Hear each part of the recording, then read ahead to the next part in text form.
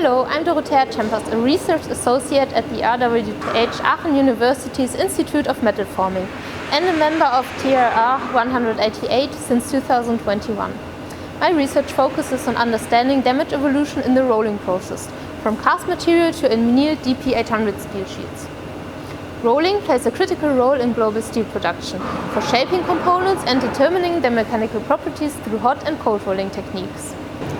Using our rolling mills, I aim to showcase our process in this video.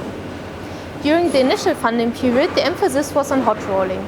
Voids formed during the casting process due to solidification, shrinkage and gas inclusions pose challenges as they create weak points in the material.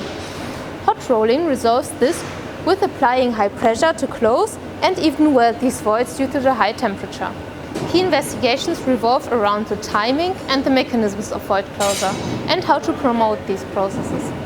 Through computer simulations, we investigated the impact of various process parameters like roll diameter and path reduction, as well as void characteristics such as shape and orientation on the void closure rates. The subsequent funding period focused on cold rolling, revealing that reducing longitudinal strip tension reduces damage due to a more favorable stress state during rolling. It also showed that damage during cold rolling also affects the microstructure evolution during the subsequent annealing cycles.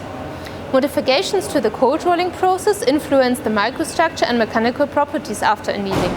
Annealing in turn affects void evolution through recrystallization and stress redistribution. Thus, optimizing both the strain path in rolling processes and the parameters of the DP annealing cycle are crucial for final product performance influenced by the damage state.